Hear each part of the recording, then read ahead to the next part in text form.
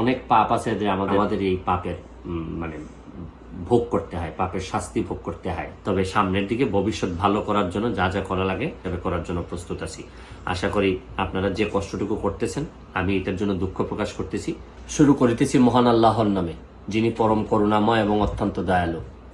আজকে 2-3 দিন ধরে আমি নিউ ইয়র্কে বসেও আমাদের এলাকা, বিশেষ করে মাধবপুর এবং চুনারঘাটে অনেক লোকজন ফেসবুকে লেখালেখি করতেছে। প্রথম বিষয়টা হচ্ছে গিয়ে যে অনেক পাপ আছে যে আমাদের বাপ চাচারা করার পর আমাদের এই পাপের মানে ভোগ করতে হয়, পাপের শাস্তি ভোগ করতে হয়। যাই হোক, এখন অতীতের কথা না বলে এটা দিয়ে শুরু করলাম আর কি। অতীতের কথা না বলে এখন বর্তমান অবস্থায় আসি। আমাকে অনেক জবাবদিহি করা লাগে, আমি জবাবদিহি করার জন্য প্রস্তুত। তবে দোষাদোষী তো করবো। আমি সিদ্ধান্ত নিচ্ছি যে প্রয়োজনে আমি মাধবপুর চুনারঘাটে মহাসমাবেশ ডাকবো। এই মহাসমাবেশের মধ্য দিয়ে আমি হবিগঞ্জের সব যারা আছেন তাদেরকে একত্রিত হওয়ার কথা বলবো। আমি আরো যারা 3 জন এমপি মহোদয় আছেন তাদেরও দৃষ্টি আকর্ষণ করতেছি। চলেন আমরা একত্রিত হই, হয় আমরা মহাসমাবেশ করে আমরা নেত্রীকে জানাই দিই, প্রয়োজনে যে জায়গায় নক করা দরকার আমি এই জায়গায় নক করব।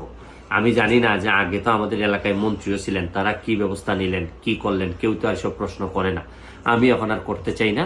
তবে সামনের দিকে ভবিষ্যৎ ভালো করার জন্য যা যা করা লাগে করার জন্য প্রস্তুত আছি। আশা করি আপনারা যে কষ্টটুকু করতেছেন এই কষ্টটুকু আমি এটার জন্য দুঃখ প্রকাশ করতেছি। আপাতত ভালো থাকবেন, সুস্থ থাকবেন।